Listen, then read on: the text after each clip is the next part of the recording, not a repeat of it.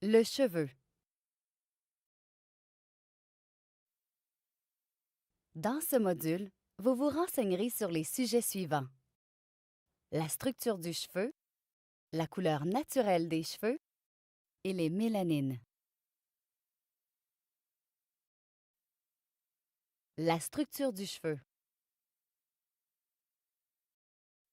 Le cheveu est une annexe cutanée constituée d'une partie invisible, la racine, et d'une partie visible, la tige.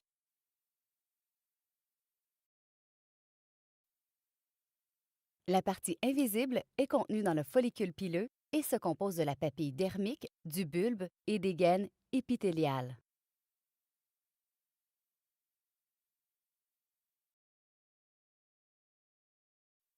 La papille dermique régule le cycle vital du cheveu au moyen de la circulation sanguine à laquelle elle est reliée.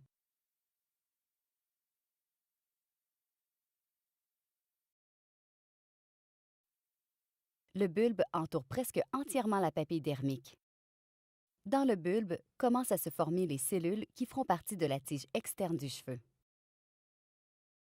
Cette zone contient également les mélanocytes qui, comme nous le verrons plus loin, déterminent la couleur naturelle du cheveu.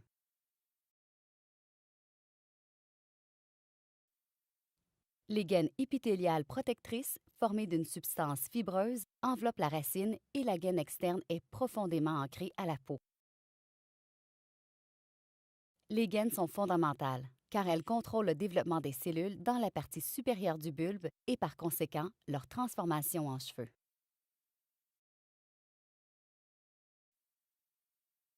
La partie visible, la tige, est subdivisée en 3 couches: la cuticule, le cortex et la moelle. La couche externe, la cuticule, est un ensemble de cellules kératinisées placées les unes au-dessus des autres pour former une structure lamellaire très compacte, robuste et stable. Le cortex est la couche intermédiaire de la tige. Cette couche fibreuse se compose de cellules de kératine réunies en fibres reliées les unes aux autres par une matière protéique qui fait office de ciment intracellulaire. Ces macrofibrilles sont divisées en microfibrilles et en protofibrilles. La moelle est située au centre du cheveu et se développe sur toute sa longueur. Elle contient des bulles d'air et amplifie, en général, la brillance naturelle du cheveu.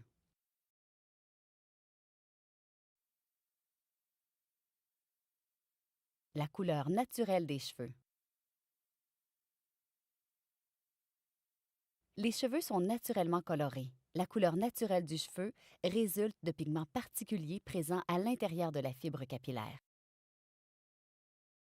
Ces pigments, les mélanines, absorbent les rayons lumineux et sont responsables des différences de couleur.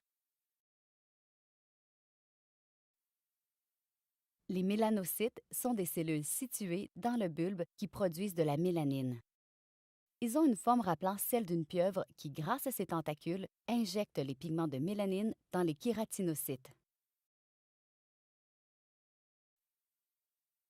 Les kératocytes sont responsables de la structure du cheveu et enveloppent les mélanocytes.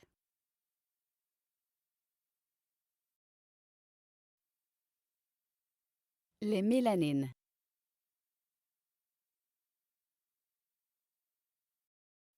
Il existe 3 types de mélanines: les eumélanines, les phéomélanines et les trichosidérines.